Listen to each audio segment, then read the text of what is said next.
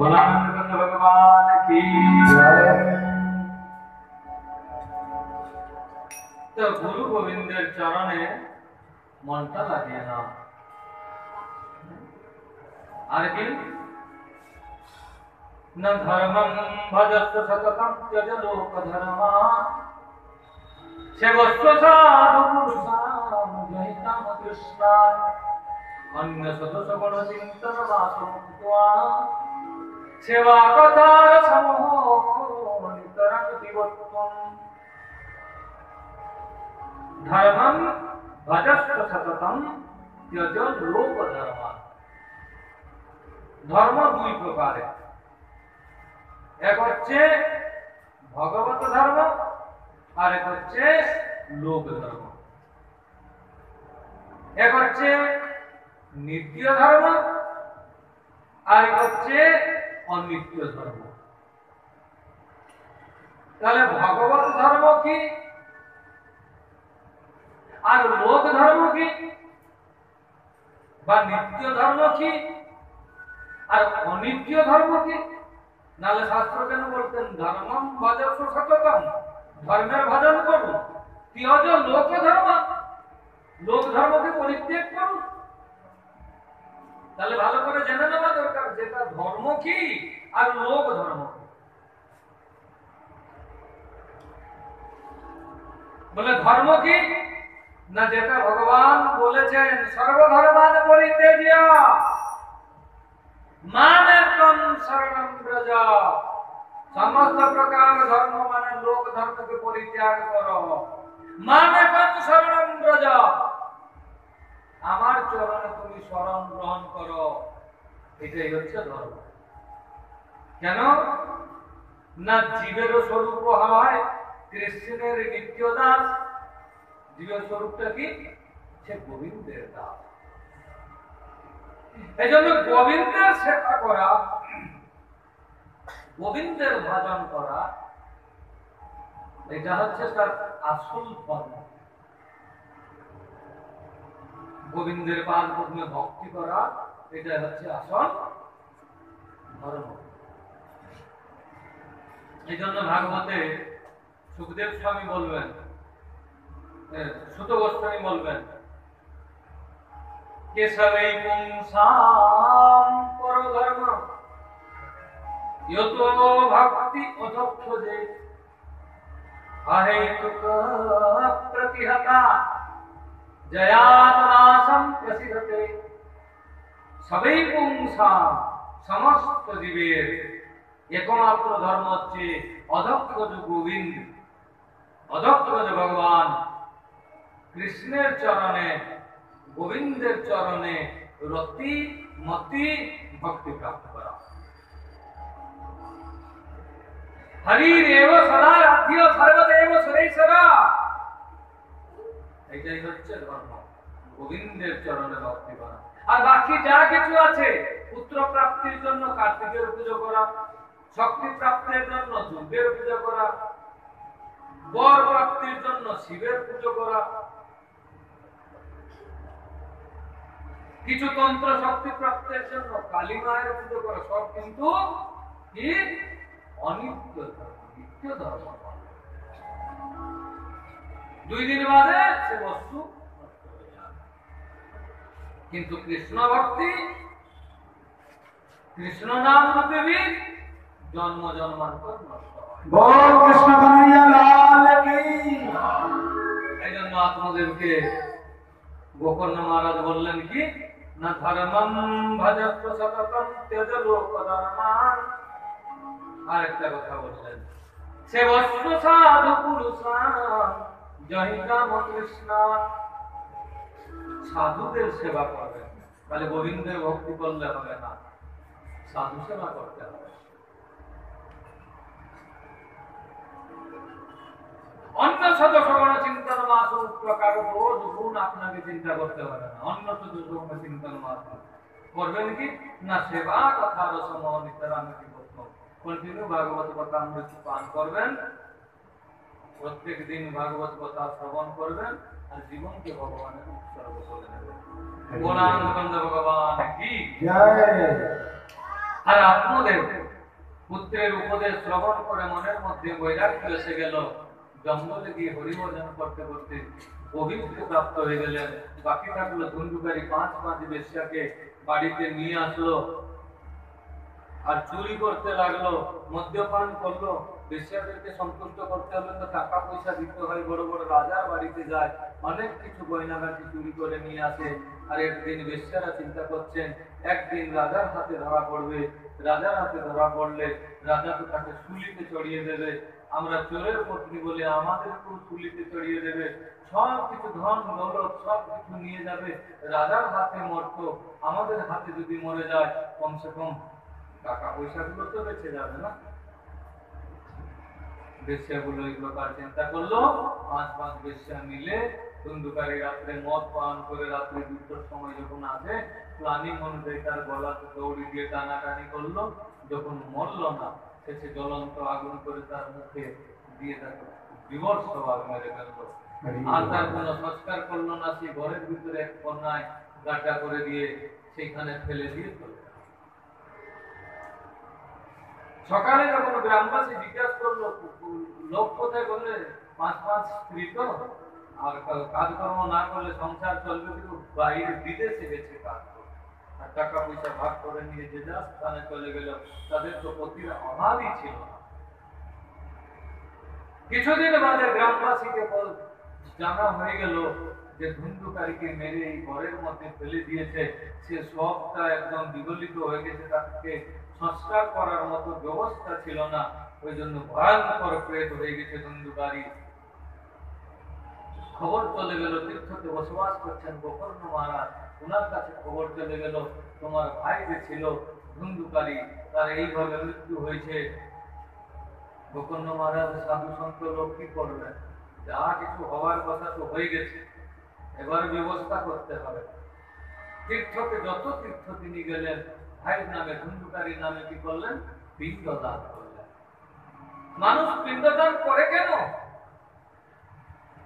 প্রেম Johnny থেকে উদ্ধার পাওয়ার জন্য। আর আজকাল ব্রাহ্মণরা যে পিণ্ডদান করছেন, যদি সে বিষ্ণু লোক গিয়ে থাকবে, তাহলে মাছ টাছ বলি দিয়ে তাকে বিষ্ণু লোক থেকে টেনে আনবে না। প্রেত হয়ে এই মাছটাকে খা আর এইদিকে ঘুরে বেড়া। তাকে ডাকবে অমুক নাম প্রেত আয়।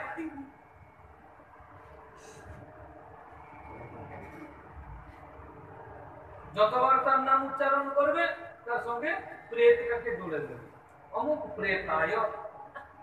সে কি প্রেত প্রেত 50 বার বললে তাকে প্রেত যোনি প্রাপ্ত হবে। এখানে যখন করবেন না, এজন্য সংস্কার দীক্ষায় বলা হয়েছে, এজন্য শ্রাদ্ধ আদি করলে উপযুক্ত বৈষ্ণব দিয়ে শ্রাদ্ধ করে। তাতে কি হবে না, ভগবানের তুলসী মিশ্র মহাপ্রসাদ দেবেন। যদি তার পাপ কর্ম কিছু থাকে, তাহলে ভগবানের প্রসাদ পেয়ে সে বিষ্ণু লোক যাবে।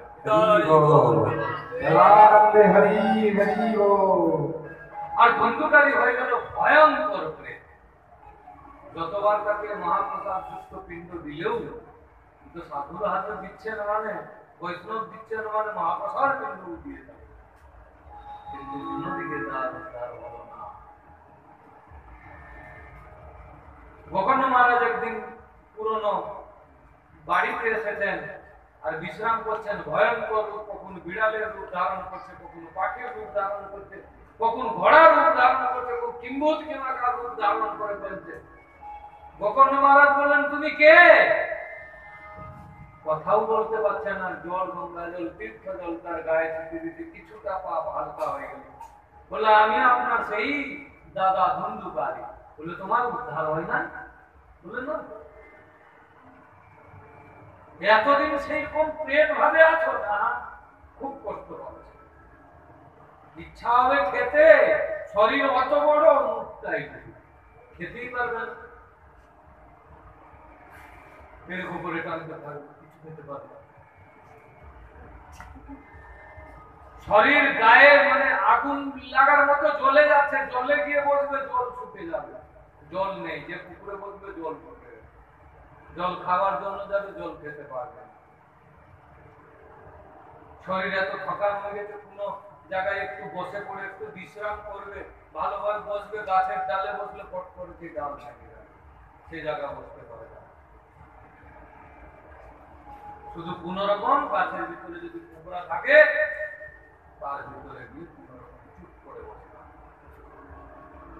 ডালে ডালে বসলে কি হবে, সেই ডাল ভেঙে যাবে, বসতে পারবে না আরাম করে, প্রচুর কষ্ট পাচ্ছে। বলে তাই তোমার উদ্ধারের রাস্তা কি? বলে আপনি তো পণ্ডিত মানুষ, আপনি বিচার করুন। বলে না, সকাল হোক, মানুষের বিভিন্ন কর্মের সাক্ষী থাকেন কিছু, কয়জন সাক্ষী থাকেন, কেউ না দেখলেও সাক্ষী আছে। কে কে? পঞ্চভূত আমার শরীরে বিরাজমান আছে, বাইরে আছে কিন্তু আমার শরীরে আছে। পঞ্চভূত আকাশ, বায়ু, অগ্নি, জল, মৃত্তিকা, এরা দেখেছে, এরা সাক্ষী দেবে। সূর্য চন্দ্রের করুণায় চোখ প্রাপ্ত হয়েছি, তারা দেখতে সক্ষম। রাতে চন্দ্রের করুণায় দর্শন করছি, চন্দ্র কিন্তু মনে থাকে। মনস চন্দ্রমা যাত, চন্দ্রটা কোথায় থাকে? মনে থাকে।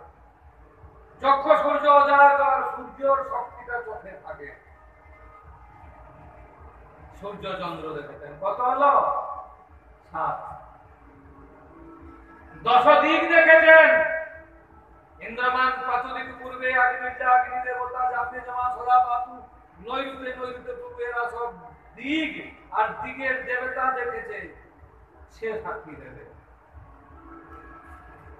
এই জন্য কোন সংস্কার কাজ করলে দিগপালকে পূজন করতে হয়, অগ্নি দেবতাকে পূজন করতে হবে, পঞ্চভূতকে পূজন করতে হবে, দিগপালকে পূজন করতে হবে। তাহলে এরা 10, ইয়ে কত হলো? পঞ্চভূত আর 2, ইয়ে হলো 7। আর আমার হৃদয়ে আছেন আত্মা নারায়ণ, সে সব কিছু জানেন। এই 18 জন সাক্ষী দেবেন। কতজন সাক্ষী দেবেন? 18 জন। সেখানে ওকিল থাকবে না, কালোকে সাদা করে দেবে, সাদাকে কালো করে দেবে। এই 18 জন সাক্ষী দেবেন আপনি কি কি পাপ করেছেন, আর সেই অনুযায়ী দণ্ড হবে। এই জন্য জগৎ সাক্ষী হচ্ছেন সূর্য ভগবান। এই জন্য গোকর্ণ মহারাজ সূর্য ভগবানকে আহ্বান করলেন, আর সূর্য ভগবান সন্তুষ্ট হয়ে যখন আসলেন, বললেন যে বলুন আমার এই ভাই উদ্ধারের উপায় কি? তখন সূর্য ভগবান খুব সুন্দর কথা বললেন, कि श्रीमद्भागवतानुक्ति सप्ताहवचनं कुरु इति सूर्यवचसवै धर्मरूपति विस्तृतम्। মুক্তি পাওয়ার জন্য শ্রীমদ্ ভাগবত সপ্তাহ জ্ঞান ব্যক্তি করে। এমনি ভাগবত কথা আলোচনা হয়, আবার ঘট বসিয়ে বিধিপূর্বক ইয়ে হচ্ছে যজ্ঞ,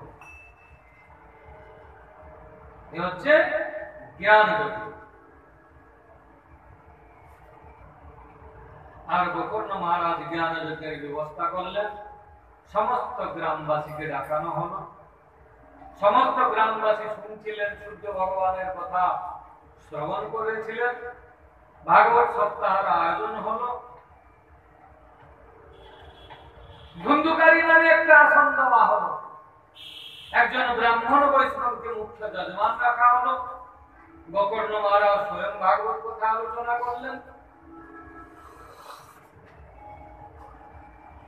আর ধুন্ধুকারীকে বললেন, ধুন্ধুকারী এ ভাগবত কথা কার জন্য হচ্ছে? তোমার জন্য। এই আসন দেওয়া হলো, তুমি যেখানেই থাকো এসে এই আসনে বসো, তুমি শ্রবণ করলে তোমার মুক্ত হয়ে যাবে।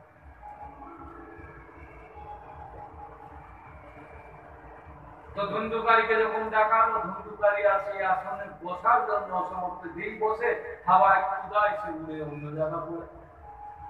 বায়ু মৈশরী 50 বার বসে, 50 বার হাওয়াতে উড়ে যায়। এসে হাত জোড়ে বললো, মহারাজ আমি তো এখানে বসার জন্য তোমার বলে চত্বর মধ্যে যেখানে তোমার সুবিধা হয় তুমি সেখানে বসে ধ্যানস্থ হয়ে কথা শ্রবণ করো। তো ধুন্ধুকারী দেখলো একটা 7 গাঁটওয়ালা বাঁশ ছিল, নিচে একটা ছিদ্র ছিল, তার ভিতরে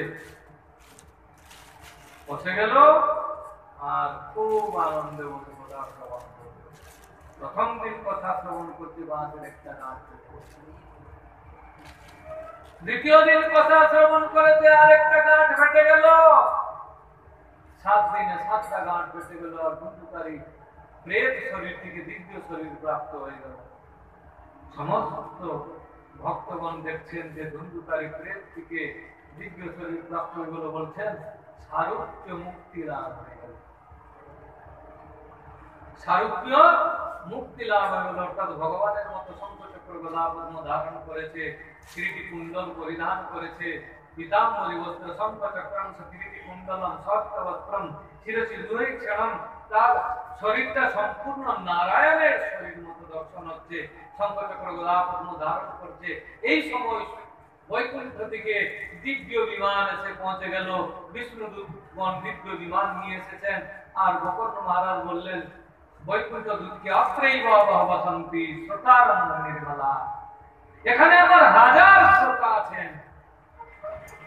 একটা বিমান আনলেন, তার মধ্যে একটাই সিট, অত্রৈব বসন্তি শ্রোতারম্ভ নির্মলা আনিতানি বিমান আনি নতেশান বিভূতকৃত, বড় একটা বিমান নিয়ে আসতেন, সেই বিমানে সকল ভক্তগণ বসে বৈকুণ্ঠ চলে যেতেন, আমার ভাগবত কথা সফল হতো।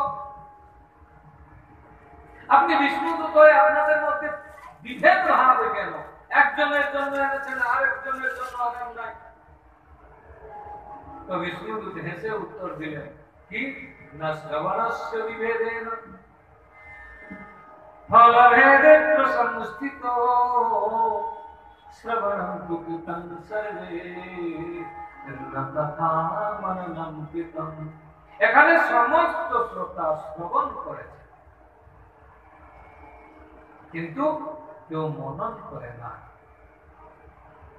আজকে যা কথা শ্রবণ করলেন তাকে মনন করবেন। যে কথা শ্রবণ করলাম 2 ঘন্টা বসে কথা শুনলাম, তার কথা কি, তার সার সংগ্রহ করবেন।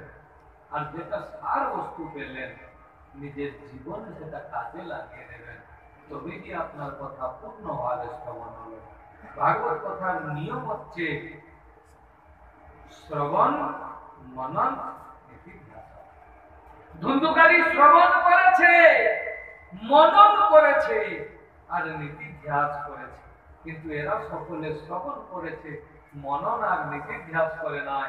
এই জন্য শোনার পার্থক্য আছে, শ্রবণের পার্থক্য আছে, এই জন্য ফলের পার্থক্য হয়ে গেল। আর বিষ্ণু ধুন্ধুকারী গোকর্ণ মহারাজকে পরিক্রমা করে বৈকুণ্ঠ চলে গেল। গ্রামবাসীরা সকলে চিন্তা করলেন এই বছর তো আর ভালো না, আগামী বছর আবার আমরা সংকল্প নেব, আবার ভালো করে যেমন সুষ্ঠুভাবে ভাগবত কথা হয় তার জন্য ব্যবস্থা নেব।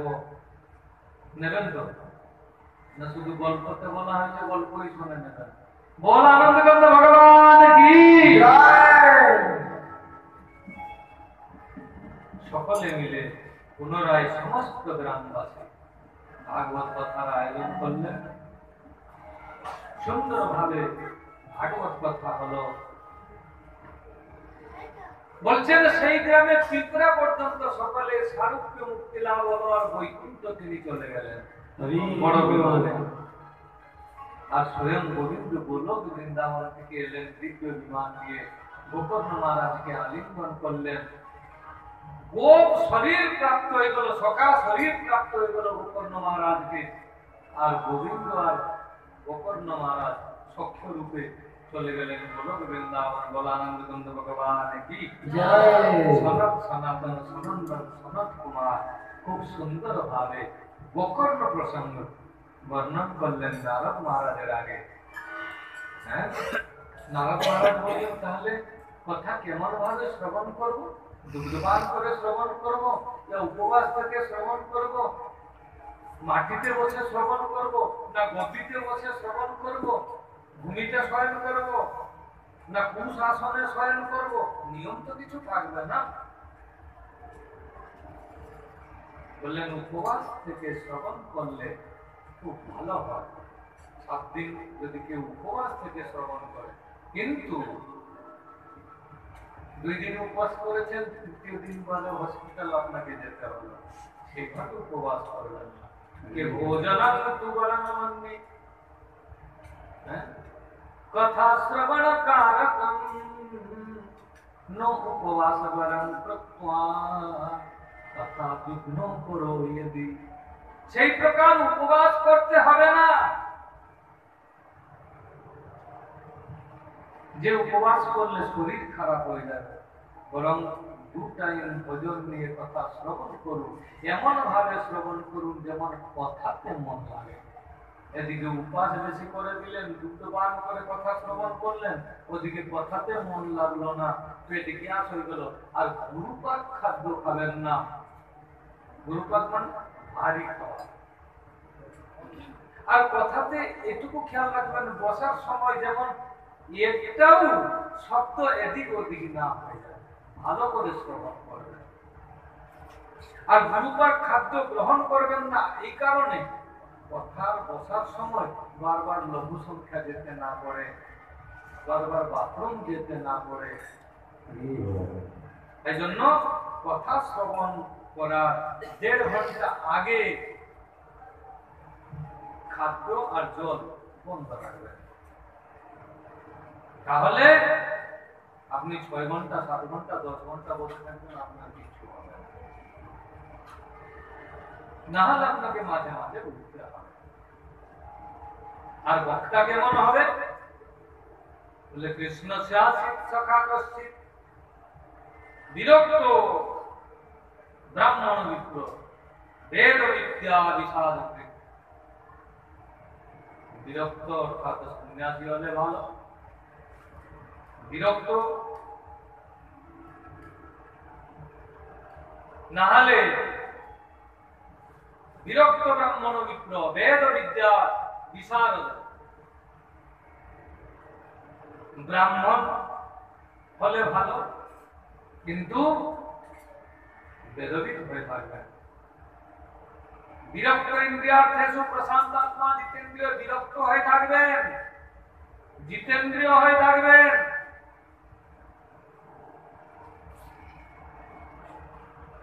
এই প্রকার বক্তার কাছে শ্রবণ করবেন, যেমন সংসারের কোনো উদাহরণ দেবে না। যখন উদাহরণ দেবে তো শাস্ত্রেরই উদাহরণ দেবে।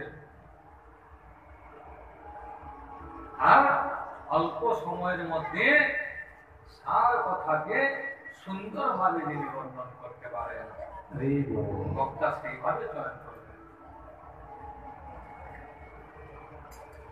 আর এই প্রকার প্রসঙ্গ বর্ণন করছিলেন ভক্তি দেবীর দুঃখ দূর হলো। ভাগবতের এক শ্লোকতে ভক্তি দেবী তো নবযুবতী ছিলেন, সম্পূর্ণ শরীরে অলঙ্কার যুক্তা হয়ে গেলেন। ওনার পুত্র জ্ঞান বৈরাগ্য জাগ্রত হয়ে গেলেন।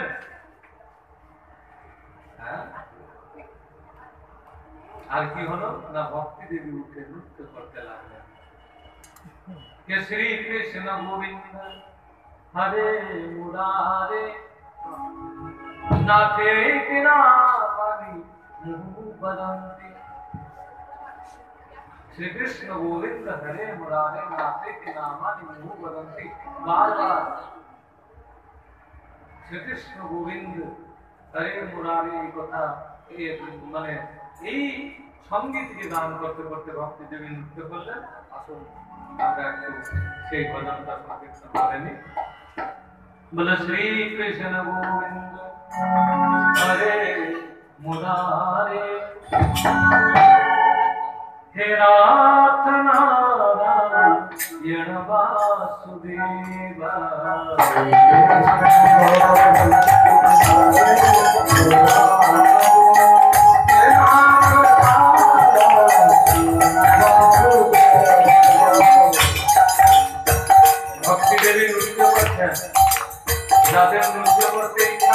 দেবীর সঙ্গে সঙ্গে নৃত্য করলে ভক্তি প্রাপ্ত হবে।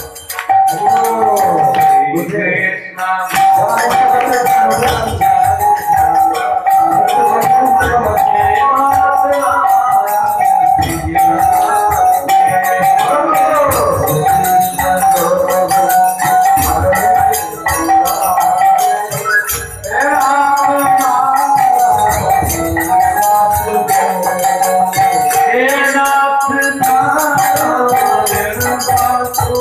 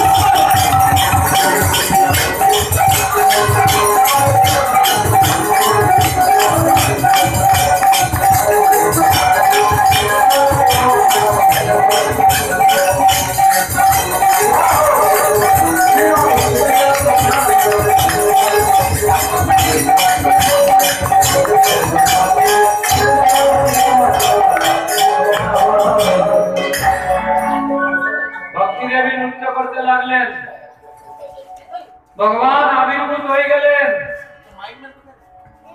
হ্যাঁ, যখন ভগবান আবির্ভূত হলেন, ভক্তি দেবীকে বর প্রদান করলেন। ভক্তি দেবী বললেন, সব কিছু দেওয়া হয়েছে আমার জন্য, সব কিছু করা হয়েছে, কিন্তু আমাকে বসার জন্য আসন দেওয়া হয়েছিল না। আমাকে বসার আসন দেন, তবে তো আমি বসবো না। ভাগবতের শ্লোক উচ্চারণ হতেই আমি চলে এসেছি। আমার দুঃখও দূর হয়ে গেছে, কিন্তু আমাকে বসতে আসন দেওয়া হয়েছিল না। ভগবান আদেশ দিয়ে দিলেন, বললেন, শোনো, কলিযুগের সমস্ত ভক্ত হৃদয়ে হচ্ছে তোমার আসন। সমস্ত হৃদয় রূপী আসনে তুমি বসো। আর ভক্তি দেবী সকলের হৃদয় মধ্যে বিরাজমান হয়ে গেলেন। সেই দিন থেকে ভক্তি দেবী আমাদের হৃদয়ে থাকেন। ঠিক আছে? ভাগবত কথা মহাত্মা সুন্দর ভাবে কনক সনাতন সনাতন সনৎ কুমার খুব সুন্দর ভাবে বর্ণন করলেন। নারদাদি সমস্ত ঋষি একথা শ্রবণ করলেন। এই কথা শ্রী সুত গোস্বামী মহারাজ বিস্তার ভাবে বর্ণন করলেন। এখন ভাগবতের আরতি হবে, আগামী দিন কথা শ্রবণ করব। অসংখ্য ধন্যবাদ ভাগবত প্রধান প্রভু প্রমানন্দ প্রভুজিকে। আজকে শ্রীমদ ভাগবতের আরতি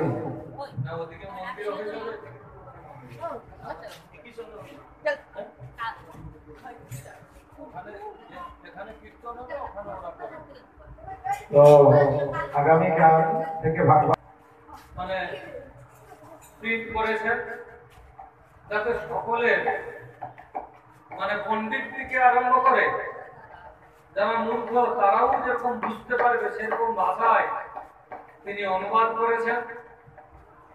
সংক্ষিপ্ত অনুবাদ, তার মধ্যে ভাবার্থও আছে। আমি দেখেছি খুব সুন্দরভাবে বোঝানো হয়েছে।